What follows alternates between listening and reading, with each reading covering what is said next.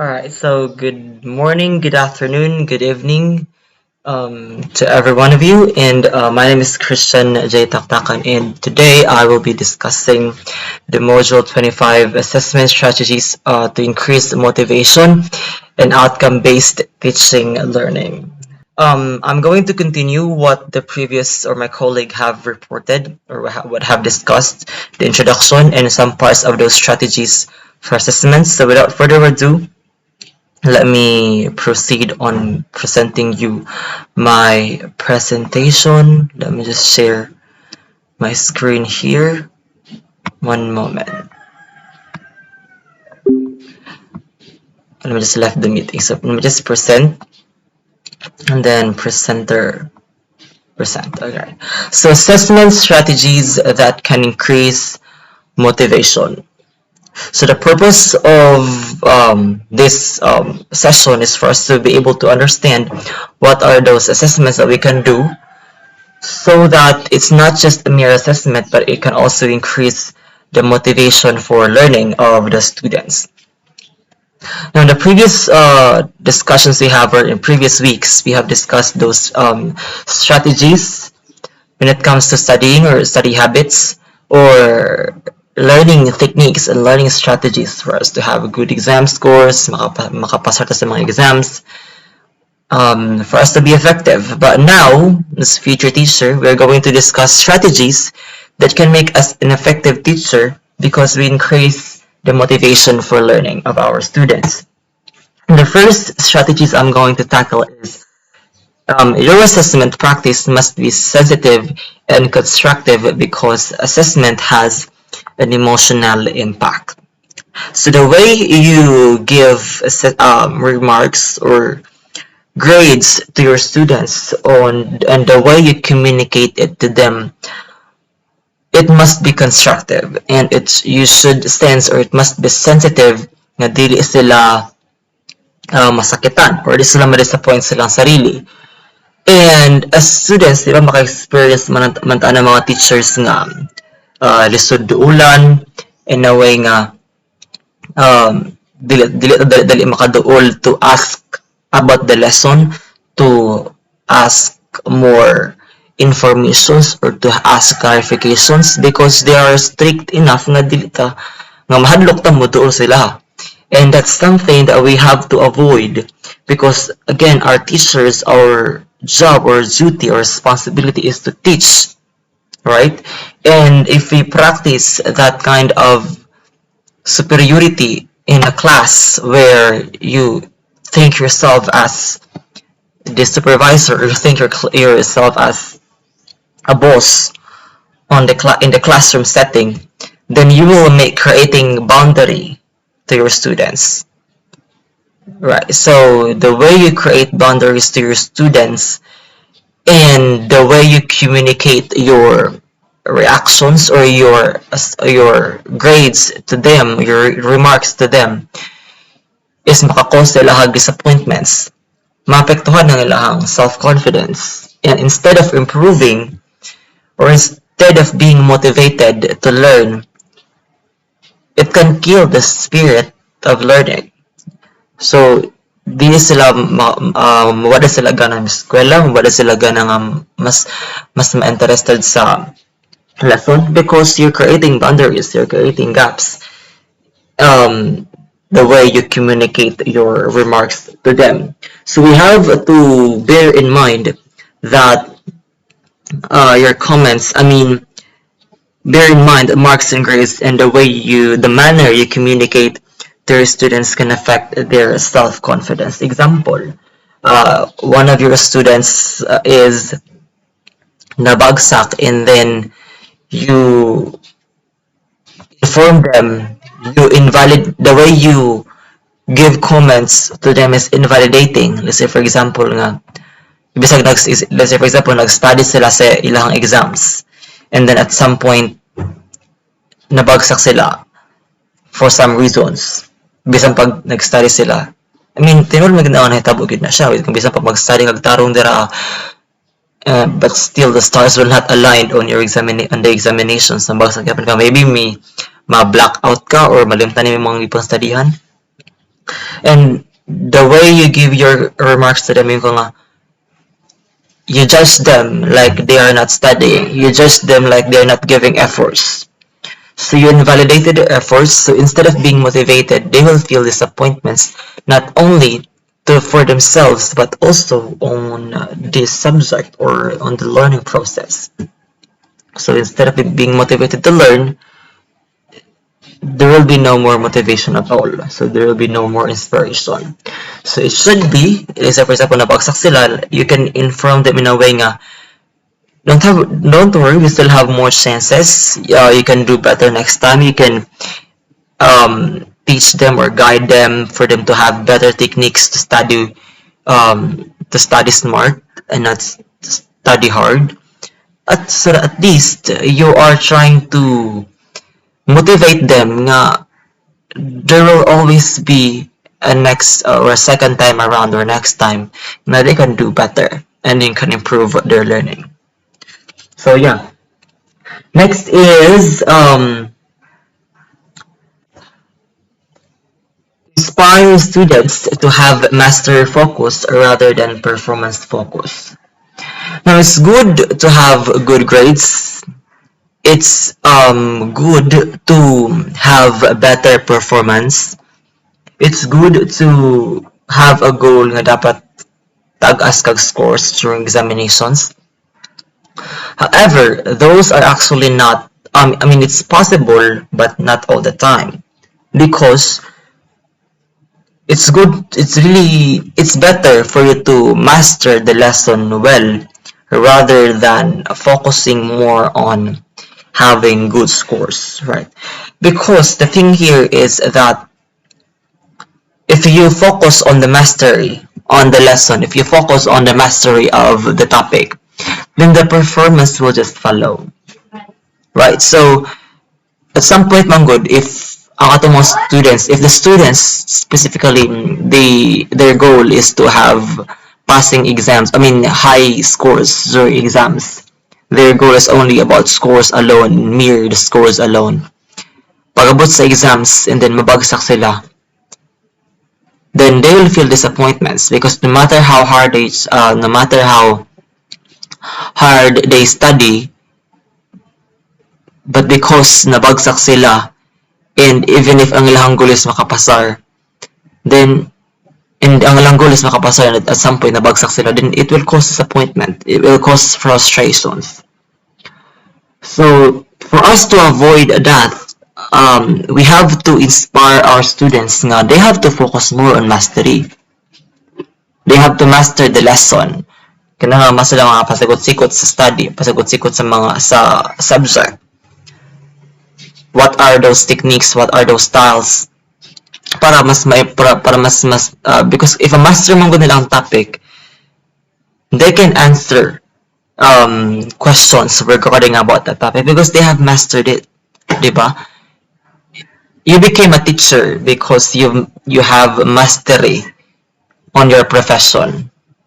So if a student will ask you, you can definitely answer because that is your profession. You have mastered it, you have studied it, you got your degree. So that's an example of having a mastery.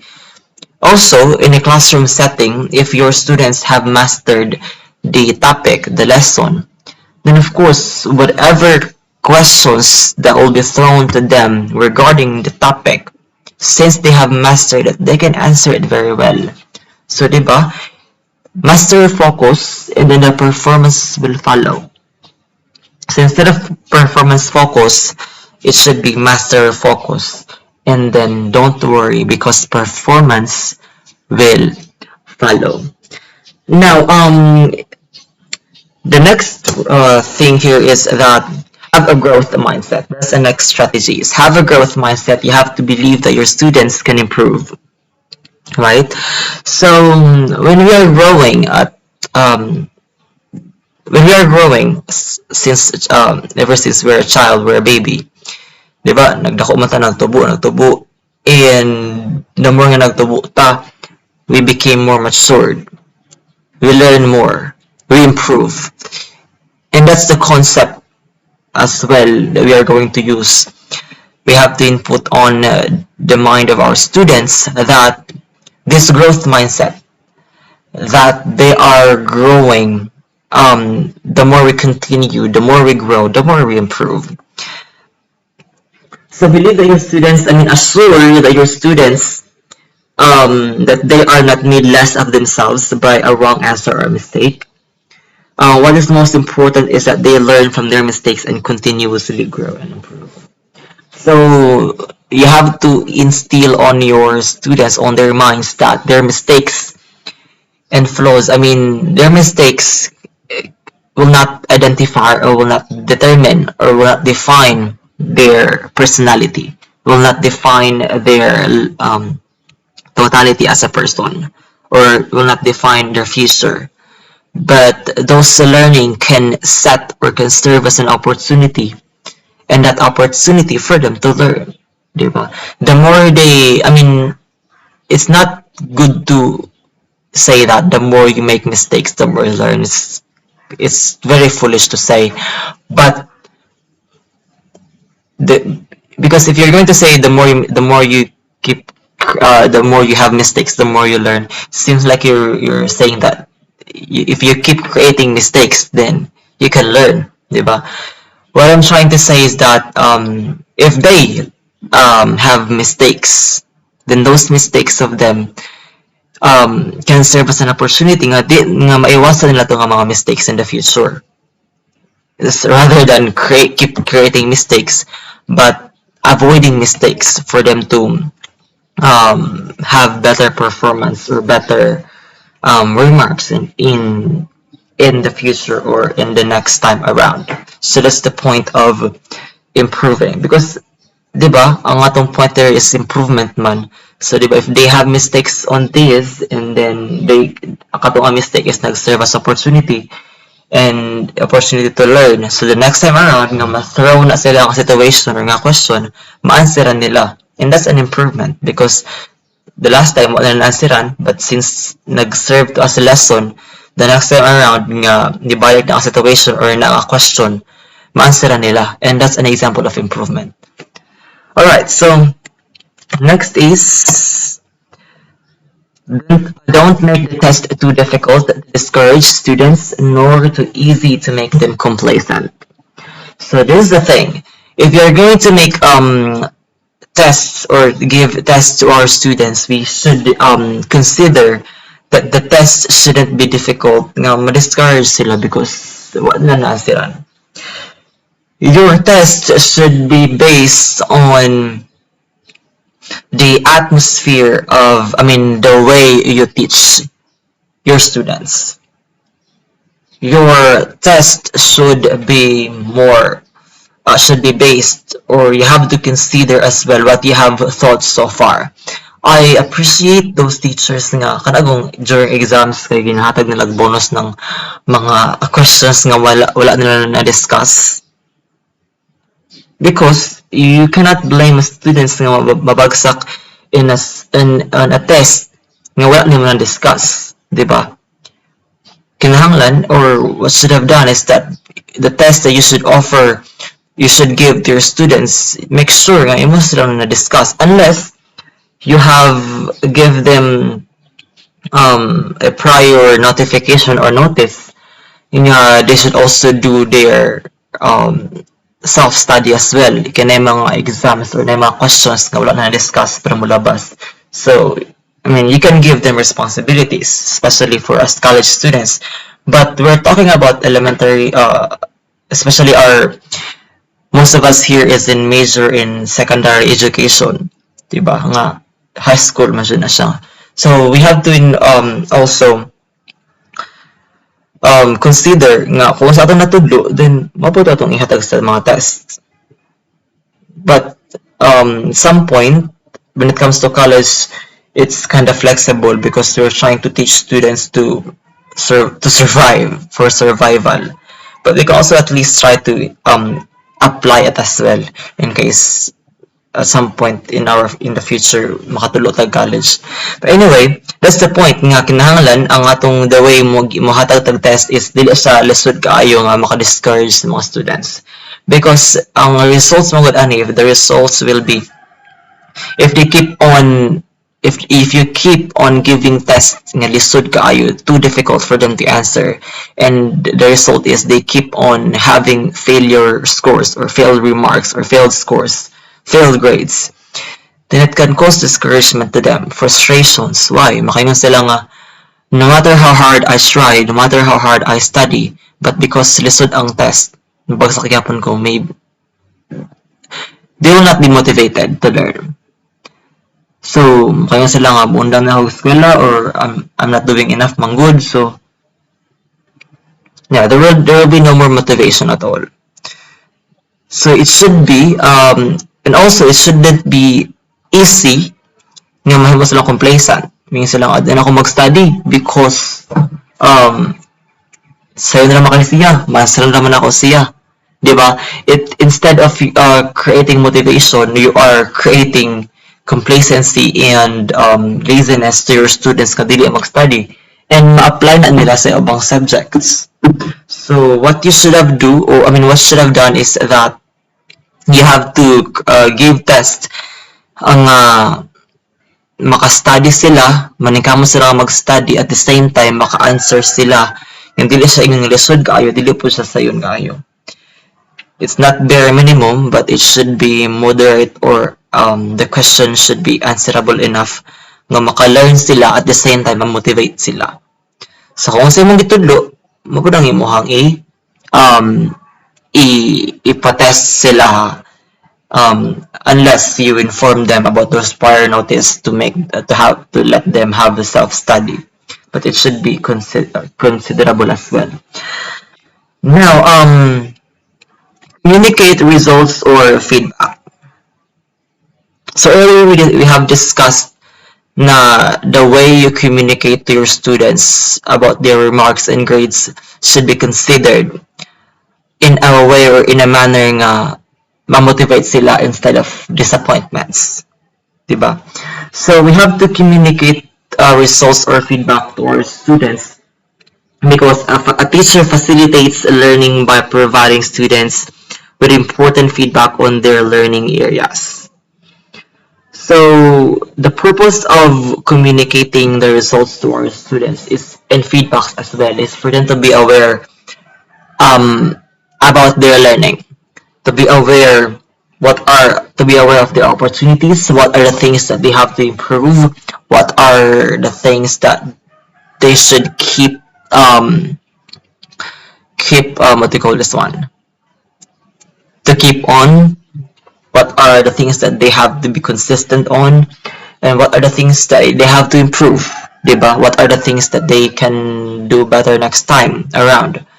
So that's the purpose of communication, diba? Is, let's say for example, we have an assessment or quizzes on our Blackboard learning, and then walay dili automatic ang scores. Diba, ma-curious ta kung unsang atong scores, nakapasa ba ta or wala during examinations. After we submitted our examinations, ma-curious ta kung tama to yung pang-answer na to. And if that curiosity will remain in a long period of time, nga mahuman na lang ang klase, mahuman na lang ang school year, wala pa yung nakabalo sa imong performance niya, pag abot sa tinghatagay na sa grades, kaya makita niyo mga, uy, bagsak mo ko, so wala ka kabalo kung asa ka mag-improve, diba? So that's the point that we should always communicate the results of every assessments we do, every quizzes, every examinations or tests that we give to our students, so that they will be aware what are the things that they can improve, and also feedback on their performance level as well, so that they can improve and be motivated, and not only to communicate it to them, but to also communicate it to them in a way or in a manner of considering what will they think or on how they will process your communication towards them, or how will they process your input towards them. So ma-apply gyapon tong strategies ganihang your assessment practice must be sensitive and constructive, because assessment has an emotional impact. So yeah, outcome-based teaching learning. So outcome-based teaching and learning, or what we call OBTL, is a curriculum design framework to teaching and learning that helps you focuses on first identifying the intended outcomes or goals of a module or program and then aligning teaching, learning, and assessment to maximize the likelihood that students achieve those outcomes. I'm double checking kung nag-record pa paghihapon kay basi maparehas sa ganiha nga wala nag-record. Anyway, nag-record siya. So let's proceed. Let's continue rather. So the purpose of outcome-based teaching and learning is this concept of OBTL is we have the way we teach and the way we give assessments should be aligned on our proposed outcome. So let's say, for example, your proposed outcome is for the students to realize or to demonstrate that math is not just about numbers. So if you teach them that particular lesson during the session, everything that you have to discuss should be aligned on your purpose, to the proposed outcome nga ma-realize ng mga students, for them to demonstrate nga math is not just all about numbers. So you can teach in a way nga you can see math in our daily basis, not just about incomes or numbers, but shapes, colors, sizes, and patterns. Those are maths, and those are not just numbers. So dili kay ang imong proposed outcome is for them to learn or realize and demonstrate nga math is not just about numbers. However, ang imong discuss arithmetic, geometric, addition, multiplication. So it's contradicting, or it's not being aligned on your proposed outcome. And also, the way you give assessments should also be based as well on your proposed outcome.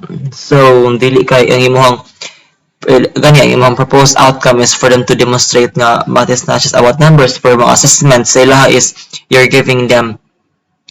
asking them informations or tests nga more on numbers. So you are contradicting your purpose.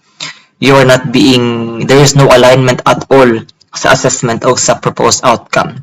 So maybe you can give assessments about what they can see, what are their realizations, or on their daily basis, on what they can see outside, or what they can see around them on their environment that has something to do with math that is not related to numbers. So let's say, for example, the colors, the shapes. So kung sila makita sa ilang environment. So those are examples of assessments so that they can demonstrate or they can realize nga at the end of the day, math is not just about numbers. Another example, let's say for example you are a high school TLE teacher, cookery, and your proposed outcome is for them to demonstrate how to cook rice. So you have to teach them what are the process, what are the steps to cook rice. Diba? Dili kayo imong itudlo kay magtudlo ka dira sa paglutog kanang bulalo, maglutog sinigang or sudan. So you are contradicting, or there's no alignment on your proposed goal or outcome. So it should be to the mere cooking rice alone. And also to giving assessment, it should be you have to give assessment as well nga naka-focus sab sa imong outcomes nga makaluto sila rice. Para at the end of the day, at the end of the lesson, they will be able to demonstrate on how to cook rice. So those are just basic examples of OBTL. Again, the point here is that the way you teach and the way you give assessments to your students must be aligned on your proposed outcome. Kung saan kinalabasan sa lesson. Now, according to the book, this way, in other words, in OBTL, there is a perfect alignment of what is taught and what is being assessed, in addition to ensuring that learners fully understand the intended expected learning outcomes, which are expected to be demonstrated after the teaching and learning process. Now, this way, because there is alignment of teaching, learning activities, and assessment, tasks to what were taught, confusion and frustrations are out of the picture. Diba? So, let's say for example, ganihan, I told, the example I used is, you are trying to teach students how to demonstrate on how to cook rice. But at the middle of the discussion, ni si Mang ka nga maglutog sudan. So, may mga huh? What's the connection? What's the point? And if magpaldayon ang imuhang pag-discuss sa paglutog sudan, bisa pag imong gusto itulo sila sa paglutog rice, it can cause confusions towards your students. It can cause frustrations, confusion. Nganong ni si Mang man imong topic. Diba? So, it can affect your students really well. So, kinahanglan, you should focus your teaching merely on to your proposed outcome alone. Nga, dapat rice lang sud ang lutuon. And then, as a consequence, students become more motivated for learning. So, if there's no frustrations, if there's no confusions at all, then there will be like a motivation for them to be inspired to keep on learning. Di ba, for example, sa math, pag nakabata man ang type nga dili mo hard sa math pero na time nga makasabot ka, so you will be inspired nga sayo naman na siya, masabot naman na siya, no? So you will be inspired to learn more bisang pag na siya mahitabo the future. Pero at some point man yun na part sa math nga makagets ta, and at some point masatisfy ta and ma-inspire ta to keep on learning, to be motivated to keep on learning. And that's an example of what they call this one, consequences if there is no confusions on the subject. So if there's no confusions, since your teaching and the assessment is based on the proposed outcome, then your students will feel motivated for their learning. And so yeah, thank you, and that's where the discussion ends. Thank you so much for listening. I hope you have learned something about my presentations, and if you have questions, you can reach me out through Messenger